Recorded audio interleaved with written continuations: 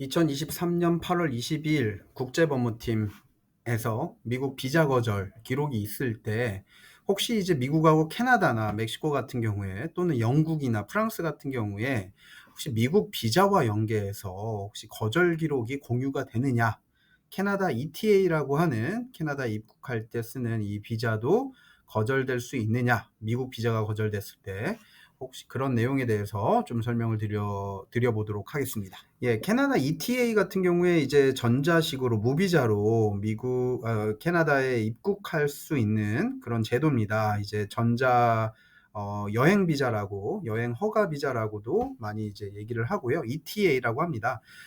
이는 이제 미국의 ESTA라고 하는 이스타 비자랑 거의 비슷한 절차인데요. 이제 미국 전자식 이제 무비자 입국을 하는 것이랑 거의 비슷한 이제 제도가 캐나다 ETA라고 보시면 될 것 같습니다. 캐나다 ETA 신청을 위한 여러 질문 사항 중에는 캐나다가 아닌 다른 나라에서의 비자 거절 기록 여부를 체크하는 문항이 있습니다.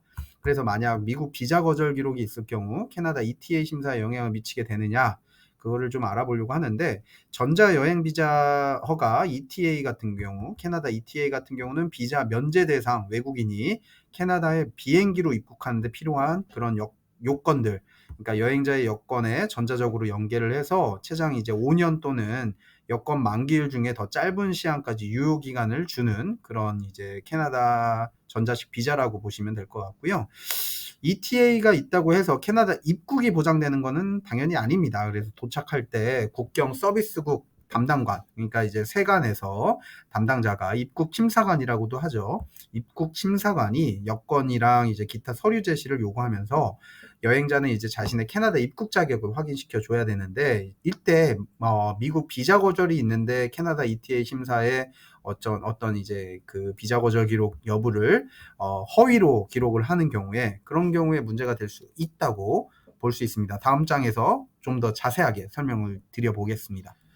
이제 캐나다 이민국에서 위증은 중대한 이민법 위반이죠. 이제 미국도 그렇고 영국도 그렇고 다 그렇습니다. 이제 우리나라도 당연히 위증, 허위 이런 내용들은 이제 문제가 된다고 보시면 될 것 같은데, 실제로 캐나다 이민 서류에 호주 비자 거절 기록을 기입하지 않았다가 위증으로 캐나다 이민 신청이 거절된 사례도 있었고, 그리고 이제 타국에서의 비자 거절 기록을 숨기지 않고 반드시 사실대로 밝히는 게 당연히 중요하겠죠. 그래서 캐나다 입국 거절 사유 리스트에는 범죄 기록, 경제적 능력 부족, 위증 뭐 그런 등등의 이제 사유를 적어놓고 있는데, 이제 타 국가의 비자 거절 기록을 물어보는 그런 란이 있습니다. 그때 이제 미국 비자 거절 기록에 대해서 ETA, 캐나다 ETA 신청서에 기입하도록 되어 있는데, 이 몰랐다고 하면서 비자 거절 기록을 이제 기입을 안 하는 경우에 이제 캐나다 ETA 신청할 때 위증에 대한 문제가 불거질 수 있다라는 거 명심하시기 바랍니다. 그래서 이제 캐나다 ETA 신청할 때 주의하셔야 될 점입니다. 캐나다는 미국이랑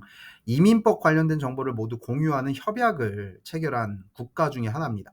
캐나다 ETA의 경우에는 무조건적으로 입국을 통과시켜주는 방식이 아니라 신청자에 대한 이제 총체적인 평가를 거쳐서 캐나다 입국 허용 여부를 결정을 합니다. 미국 비자 거절 사유는 그러니까 다른 나라지만 비자가 거절된 거죠. 타국 비자 거절 사유는 이제 캐나다 ETA 신청할 때 반드시 기입을 하셔서 왜 거절됐는지 설명을 하시면 돼요. 그래서 캐나다 ETA 신청할 때 무조건적인 불리하게 이제 작용하는 건 아니기 때문에 솔직하게 미국 비자가 거절됐는데 어떻게 되었다 라는 내용을 좀 적어서 설명을 하신다면, 물론 이제 도움이 필요하시면 변호사한테 상담을 받으시면 되겠죠. 미국이나 캐나다 관련된 이제 출입국 관련된 이제 전문 변호사한테 상담을 받으셔서 이 위증에 대한 문제가 불거지지 않도록 그렇게 문제를 해결하시는 게 좋을 것 같습니다. 이제 캐나다 같은 경우 ETA 이제 입국 허용 여부에도 영향을 끼칠 수 있기 때문에 미국 비자 거절 사유는 꼭 공유를 하시기 바랍니다. 네, 화면에 나와 있는 대로 캐나다 ETA 신청할 때 무조건 이제 미국 비자가 거절되면 캐나다 ETA가 자동으로 거절되는 건 아니다라는 거.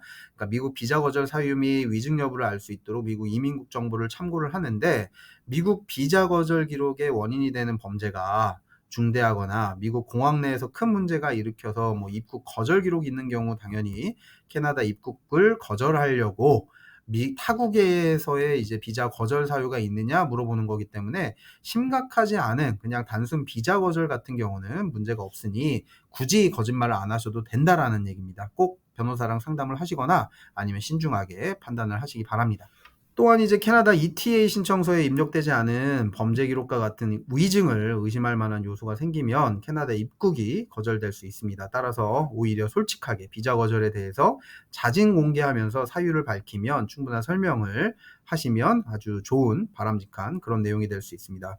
미국 ESTA도 마찬가지로 캐나다 ETA 승인한 다음에 비자 거절 사유에 해당되는 사유가 발생할 때 이제 캐나다 ETA가 거절됐습니다. 아니면 뭐 승인됐습니다. 이런 내용들을 이제 밝히게 되어 있습니다. 그러니까 미국하고 캐나다 둘 다 이스타나 ETA든 이제 전자식으로 바뀌었기 때문에 조금 더 이제 솔직하게 자진해서 설명을 하는 그런 제도를 활용한다고 보시면 될 것 같습니다.